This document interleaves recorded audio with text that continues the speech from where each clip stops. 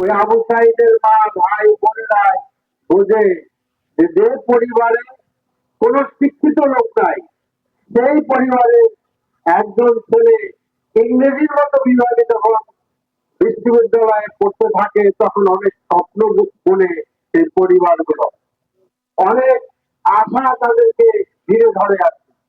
আর যখন তারা আশার খুব ভেদ করে ঘাতকের বুলেট তাদেরকে আজরাইলের কাছে পাঠাই দিল, তখন সেই পরিবারের চোখের মাতম তো সহ্য করার মতো নয়।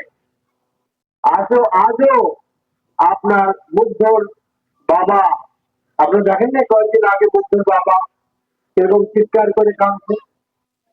তো কাজেই এই যে অবস্থা দেশে, এরপরে আহতদের লিস্টে তো অনেক বড়।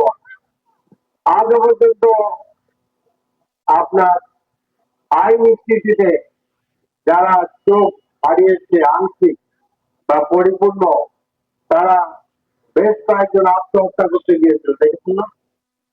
যে চোখ যদি চলে যাচ্ছে দুনিয়ায় পিঠা, দুনিয়ায় অন্ধকার হয়ে গেল সামনে, তাদের সামনে একটা বিরাট অনাগত অনিশ্চিত ভবিষ্যৎ।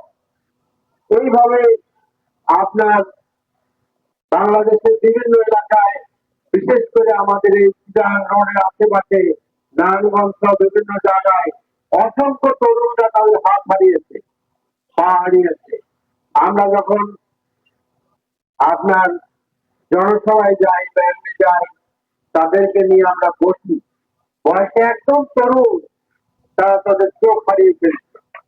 সেখানে এই অবস্থায় এত আত্মত্যাগ, এত জীবনদান, এত শিশু হত্যা, নারী হত্যা, কৃষকের হত্যা, শ্রমিক ভোটের হত্যা, এত কিছুর পরও সাংবাদিক সাহিত্যিকরাও মৃত্যুবরণ করেছে।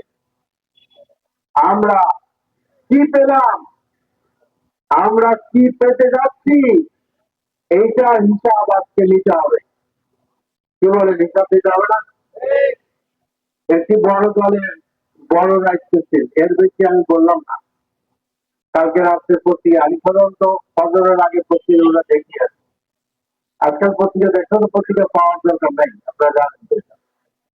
দেখলাম যে একটি দল নির্বাচনে আসতে ভয় পায় আছে। তিনি বললেন, আমি জিজ্ঞেস করি যে আপনি নিজে কখনো নির্বাচিত হয়েছিলেন? হন নাই তো, আপনি কখনো নির্বাচিত হন। গত নির্বাচনেও আপনার জামানত দরকার ছিল। কাজে আমরা নির্বাচিত হতে পারবো কিনা, নির্বাচনে আমরা